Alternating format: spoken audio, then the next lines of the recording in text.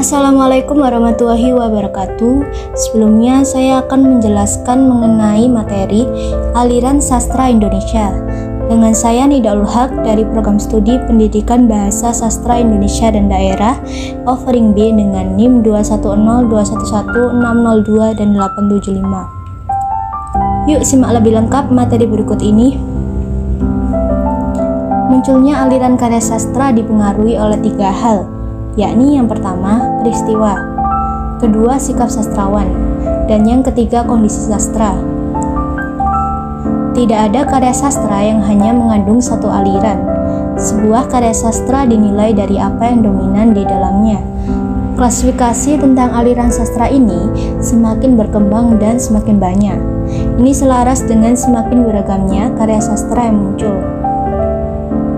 Apa saja sih aliran-aliran sastra yang patut kita ketahui? Nah, yang pertama aliran realisme. Aliran realisme ialah aliran yang mengemukakan kenyataan, bersifat objektif, dan melukiskan dunia apa adanya. Contoh karya ini adalah biografi, autobiografi, kisah nyata, dan roman sejarah. Yang kedua, surrealisme. Surrealisme adalah sesuatu yang melebihi kenyataan. Mungkin saja pada mulanya berangkat dari kenyataan, tetapi karena terlalu mengagungkan kebebasan kreatif dan berimajinasi, sehingga hasil yang dicapai menjadi di luar kenyataan. Yang ketiga, absurdisme. Karya sastra absurd ialah karya yang berlandaskan anggapan bahwa pada dasarnya kondisi manusia itu absurd. Karya absurd menonjolkan hal-hal di luar logika, imajinatif, ganjil, dan dari alam bawah sadar. Yang keempat, psikologisme.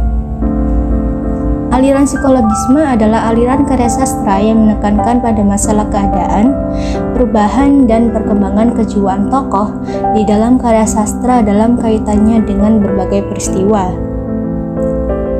Selanjutnya yang kelima, romantik.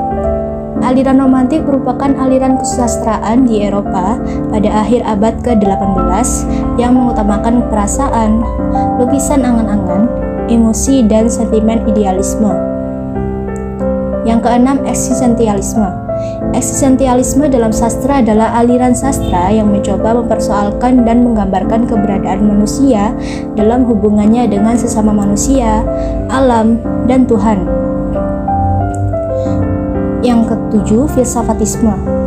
Filsafatisme adalah aliran yang membahas hakikat, anggapan, gagasan, sikap terhadap segala yang ada, terutama berkenaan dengan hakikat hidup dan makna hidup, sebabnya, asalnya, dan hukumannya. Kemudian yang kedelapan, ekspresionisme. Ekspresionisme adalah aliran yang bermaksud melukiskan perasaan dan penginderaan batin yang timbul dari pengalaman di luar dan yang diterima tidak saja oleh panca indera, melainkan juga oleh jiwa seseorang. Yang kesembilan, impresionisme. Impresionisme adalah aliran dalam sastra yang lebih mengutamakan pemberian kesan atau pengaruh kepada perasaan daripada kenyataan atau keadaan yang sebenarnya. Yang kesepuluh, melankolisme.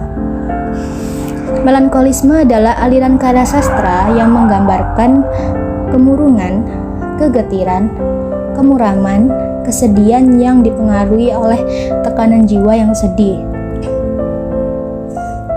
Selanjutnya yang ke-11, ironisme. Aliran ini mencoba mengemukakan kejadian dan situasi yang bertentangan dengan yang dihadapkan atau yang seharusnya terjadi. Kemudian yang ke-12, naturalisme.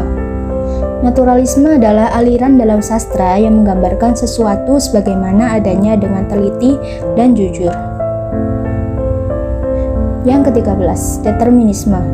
Istilah determinisme berasal dari doktrin filsafat yang menyatakan bahwa kejadian atau peristiwa itu ada penyebabnya. Dan yang ke-14, simbolisme. Simbolisme merupakan aliran dalam karya sastra yang mencoba mengungkapkan ide-ide dengan menggunakan simbol-simbol tertentu. Yang ke-15, idealisme.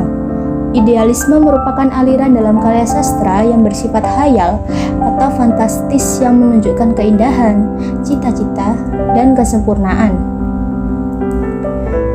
Selanjutnya yang ke-16, heroisme. Heroisme adalah alasan dalam karya sastra yang berisi kepahlawanan atau keberanian dalam membela keadilan dan kebenaran. Kemudian yang ke-17, religius. Religius merupakan aliran yang mementingkan nilai-nilai keagamaan atau renungan tentang Tuhan dan keberadaan manusia di hadapan Tuhan. Yang ke-18, transendental. Transendental merupakan aliran karya sastra yang menonjolkan hal-hal yang bersifat kerohanian. Yang ke-19, komedi. Komedi adalah aliran karya sastra yang penuh dengan kelucuan-kelucuan dan memancing orang untuk tersenyum dan tertawa. Yang ke-20, atavisme. Atavisme adalah aliran di dalam karya sastra yang memunculkan kembali sifat-sifat atau ciri-ciri pada seseorang yang sudah lama tidak muncul pada generasi-generasi selanjutnya. Dan yang terakhir, ke-21, skeptisisme. Skeptisisme adalah aliran yang memandang sesuatu selalu tidak pasti, meragukan, dan mencurigakan.